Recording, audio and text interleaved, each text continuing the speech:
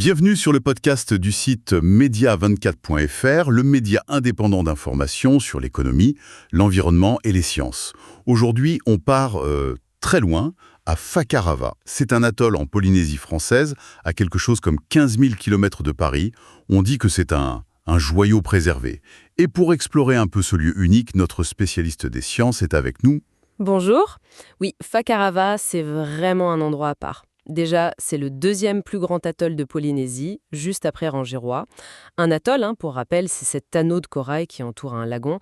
Et surtout, il est classé réserve de biosphère par l'UNESCO. Ça date de 2016. Réserve de biosphère. Concrètement, ça veut dire quoi pour Fakarava? Qu'est-ce que ça implique?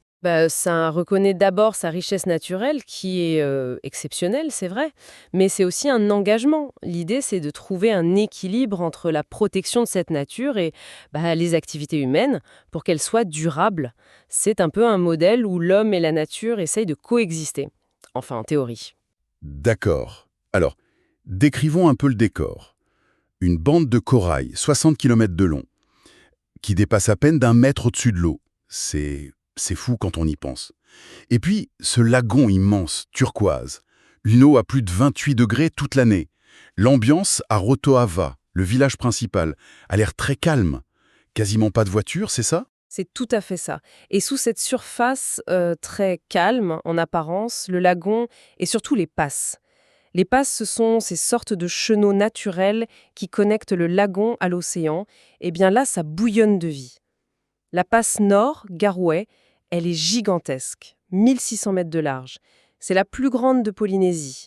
Les courants y sont très forts, ça brasse énormément et ça attire une faune marine, waouh, très dense, impressionnante. Et c'est là qu'on trouve ce fameux mur de requins.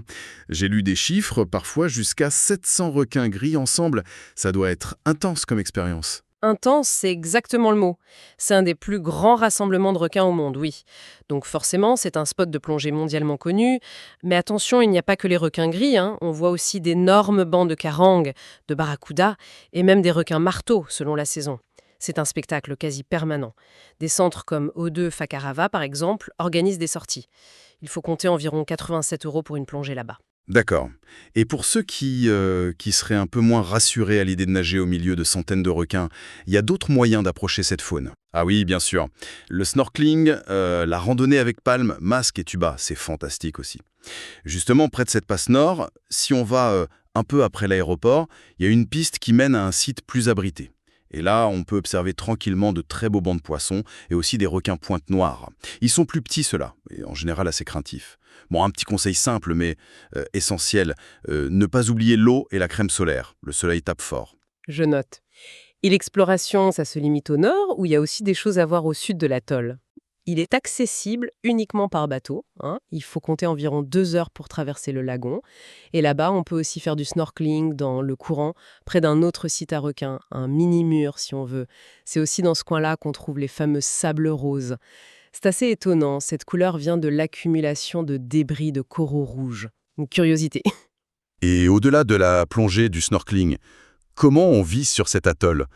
Vous parliez d'équilibre tout à l'heure. La vie là-bas, elle est très différente de ce qu'on connaît dans les destinations touristiques plus classiques. Déjà, l'hébergement, c'est principalement en pension de famille. Ce sont des petites structures, quelques bungalows en bois local, souvent tenus par des habitants. Le rythme, il est vraiment donné par la nature, par les marées, par la pêche. Le village principal, Rotoava, c'est simple, des maisons colorées, une petite épicerie, une poste, une église, construite en corail. Et on y mange local, bien sûr. Beaucoup de poissons crus au lait de coco, c'est un classique. Du pain coco aussi, du poisson perroquet grillé. C'est vraiment une immersion dans une Polynésie plus authentique, je dirais. Fakarava a aussi une histoire liée à la perle noire de Tahiti, non? Est-ce que c'est toujours une activité importante? L'héritage est toujours là. Il reste quelques fermes perlières en activité sur le lagon. On peut d'ailleurs en visiter certaines. C'est passionnant de découvrir tout le processus. La greffe de l'huître, la fameuse Pinctada margaritifera, puis l'attente, parfois plusieurs années avant la récolte. Une belle perle bien ronde, bien lustrée, ça reste un trésor. Une perle parfaite peut atteindre une dizaine de millimètres et valoir, oui, plus de 2000 €. Ça fait partie de l'identité de Fakarava. Et si on est tenté par l'aventure, comment on fait pour aller à Fakarava? C'est compliqué? Caravanor plusieurs fois par semaine. 5 ou 6 vols, je crois. Une fois sur place, dans la partie nord, le vélo c'est idéal, ou le quad pour certains. Mais pour aller dans le sud, vers Tetamanu, là c'est le bateau obligatoire. Comptez 1h30, 2 heures de traversée. Un conseil important, comme il y a peu de pensions de famille, il vaut mieux réserver bien à l'avance, surtout si on veut y aller entre mai et octobre, c'est la haute saison.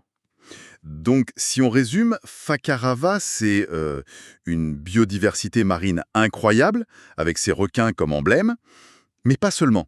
C'est aussi une atmosphère très préservée, loin du tourisme de masse, une vie simple en pension de famille, et puis cet héritage de la perle. C'est un peu tout ça. C'est exactement ça. Fakarava, ça montre bien la valeur d'un écosystème quand il est, somme toute, assez bien protégé. C'est une invitation à voyager différemment, je pense, plus tournée vers la nature brute, les rencontres. On revient à l'essentiel. Le silence, les levées, les couchers de soleil magnifiques, les rencontres avec la faune comme ces requins nourrices qu'on voit parfois près des plages, et puis les rapports humains, simples, avec les habitants. C'est une expérience qui marque, oui, vraiment. Et ça pose une question. Pour finir, peut-être, face aux menaces globales, le changement climatique qui fragilise les atolls ou même l'attractivité touristique qui pourrait grandir, comment Fakarava va réussir à maintenir ce fragile équilibre à l'avenir? C'est sans doute le grand défi. Merci pour votre écoute et retrouvez plus d'actualités sur media24.fr.